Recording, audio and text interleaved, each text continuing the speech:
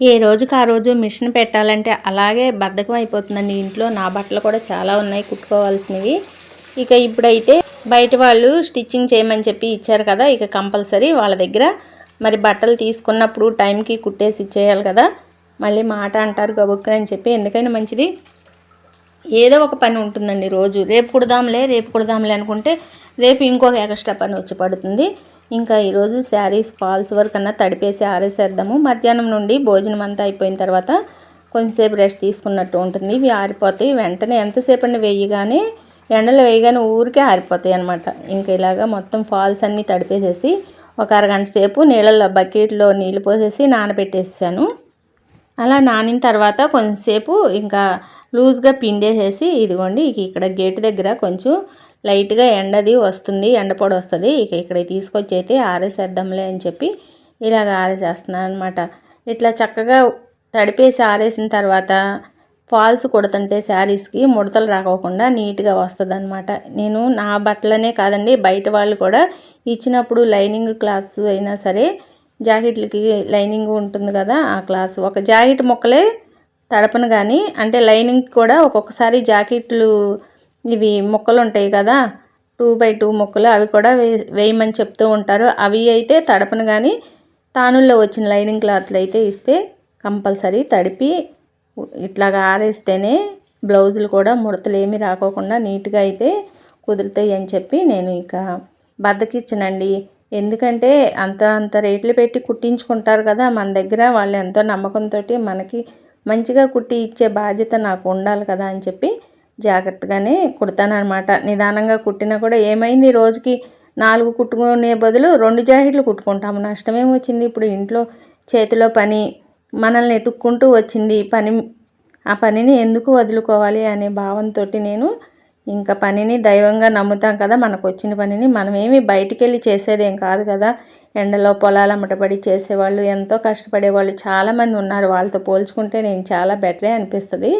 ఇంకా ఈ మాత్రంగా ఇలాగా తడిపేసేసి ఆరేసేసి మంచిగా ఇంకా అవి గేట్ మీద అయితే ఆరేసేసి నేను లోపలికి వచ్చేసి కొంచెంసేపు రెస్ట్ తీసుకున్నాను. అవి ఆరిపోయినాయి ఫాల్స్, తీసుకొచ్చి లోపల పెట్టేశాను.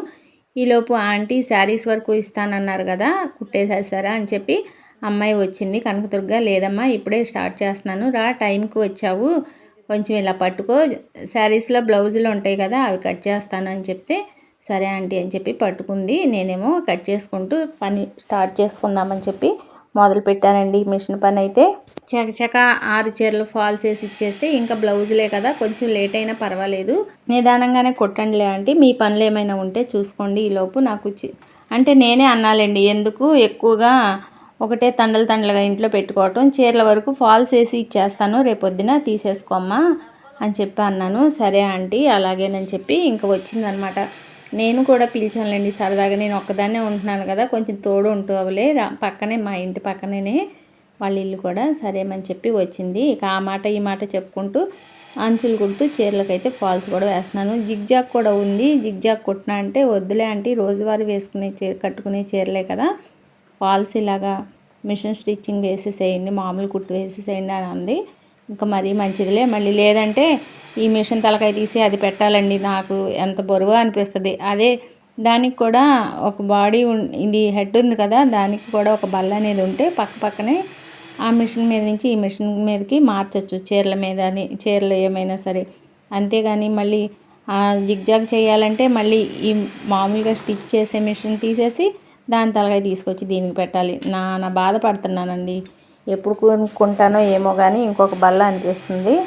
కటింగ్ టేబుల్ కూడా ఒకటి తీసుకోమని చెప్తున్నాను ఈయనకి, ఎందుకంటే కింద కూర్చుని కట్ చేయలేకపోతున్నానండి. ఒక వయసు అంటూ వచ్చిన తర్వాత కింద కూర్చుని వంగుని కట్ చేసి లేవాలంటే కొంచెం నడుము నొప్పి కాళ్ళు నొప్పులుగా అనిపిస్తున్నాయి. అదే కటింగ్ టేబుల్ అనుకోండి నిలబడి కట్ చేసుకోవచ్చు కదా అని ఈయన్ని ఎప్పుడూ అడుగుతూ ఉంటాను. ఏదైనా సెకండ్ హ్యాండ్లో వస్తుంది కటింగ్ టేబుల్ ఉంటుంది చూడండి అంటే, తీసుకుంటాలే మంచిది ఏదైనా చూసి అని అంటున్నారు.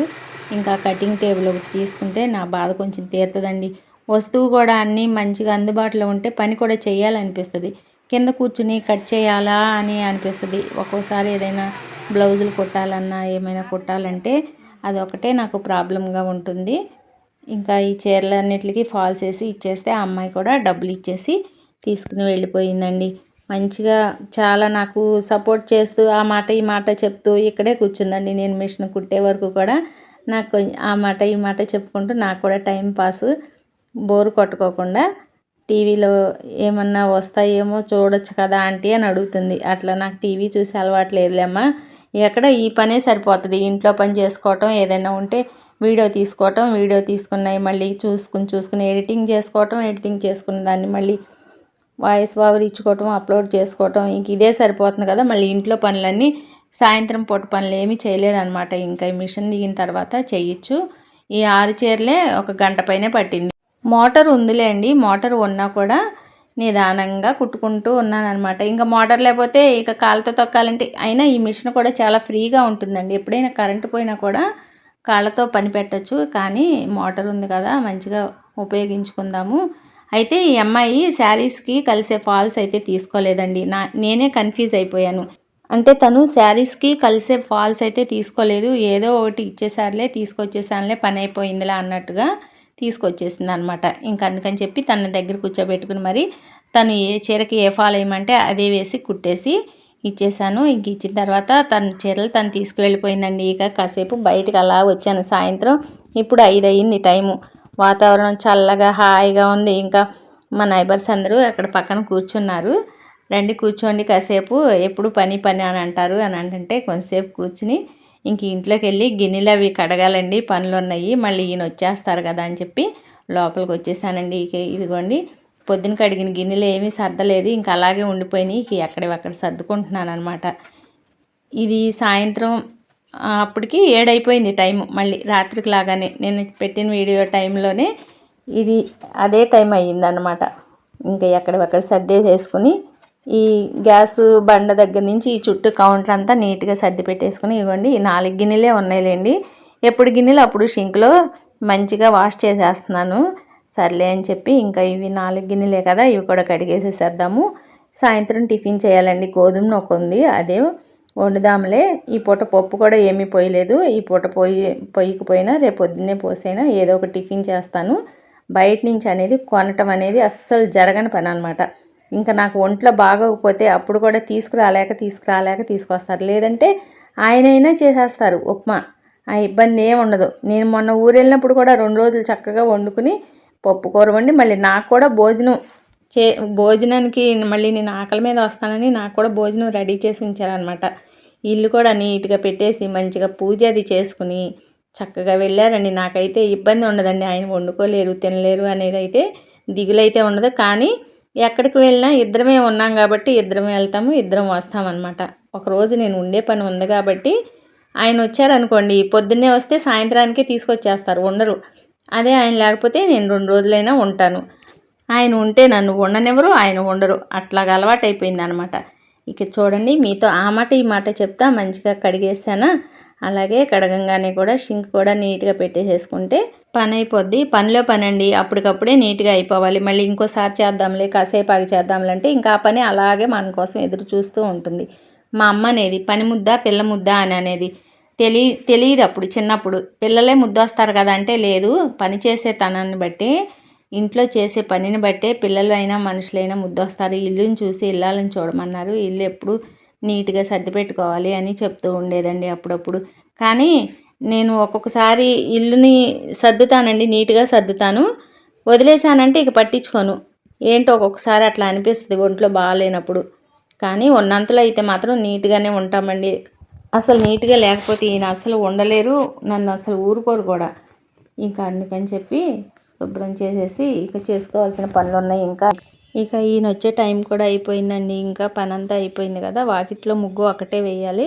ఇక ఈలోపు ఉతికిన బట్టలన్నీ ఇదిగోండి ఇలాగ సర్దీసి పెట్టేసేసాను. స్నానం చేద్దామని చెప్పి ఇంకా బట్టలు తీసి బయట పెట్టుకుంటున్నాను. వాకిట్లో నీళ్ళు చల్లేసి వచ్చాను. వచ్చిన తర్వాత కొంచెం నీళ్ళు ఆరిపోయేలోపు ఇంట్లో ఏమైనా పనులు ఉంటే ఇట్లాంటివన్నీ చూసేసుకొని కొంచెంసేపట్లో మళ్ళీ ఆరిపోతాయి కదా అని చెప్పి ముగ్గు వేద్దామని చెప్పి బయటికి వెళ్తున్నాను. చూడండి, టైం వచ్చేసి ఇప్పుడు 8:30 అవుతుందన్నమాట. ఇదిగోండి టైము 8:30 అవుతుంది. ఇది 10 నిమిషాలు ఫాస్ట్ పెడతారండి ఈయన, ఎందుకన్నా మొదటి నుంచి అలా అలవాటు అయిపోయింది. ఇంక బయటకు వచ్చేసి ముగ్గేసేసాను. నేను వేస్తూ తీయటానికేమో పిల్లలు ఎవరు లేరు. ఇంకా ట్రైపాడ్ ఏమో బయటికి తీసుకురాలేక ఇక పెట్టలేదన్నమాట. ముగ్గు వేసి వీడియో తీస్తున్నాను. ఈయన రానే వచ్చేసారు. ఇక రాగానే చూడండి ఏమంటున్నారు. నీళ్ళు పట్టాను. ఇంకెప్పుడు ఏదో ఒకటి అనాలి ఇంటికి రాగానే. నీళ్ళు పట్టకుండా పూలు పోస్తున్నాయి. అన్ని పూలు ఏముండదు. పట్టాను, పెట్టాను. ఇప్పుడు పెడతారా? పెట్టపోయినా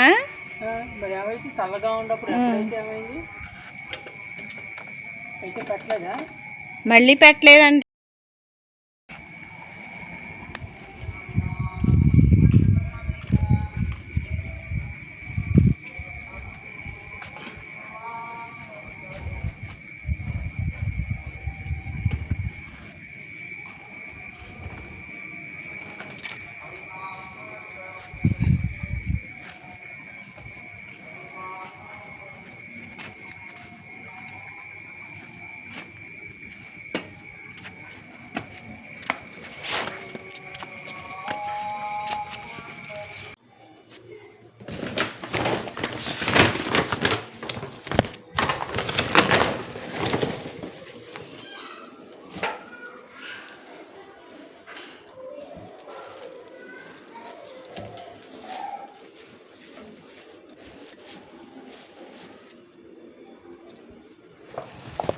ఎందుకు ఇద్దరు మనుషులకి ఇంత తోటకూర తెస్తావు?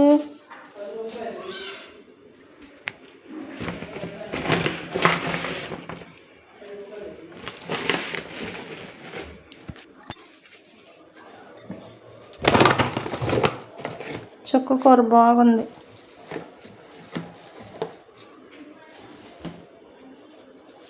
చుక్కకూర బయట పెట్టే. చుక్కకూర బయట పెట్టేసాయి అంటున్నా.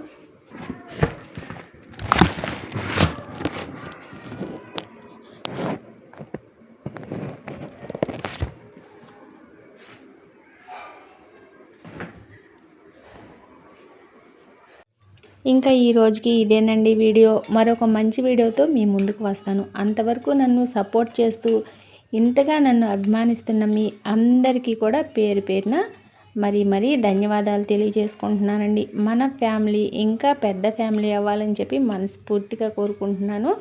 అలాగే శ్రీ రాధాకృష్ణుల వారి దీవెనలు మనందరిపైన మెండుగా ఉండాలని చెప్పి కూడా మనసారా కోరుకుంటున్నానండి. ఉంటానండి.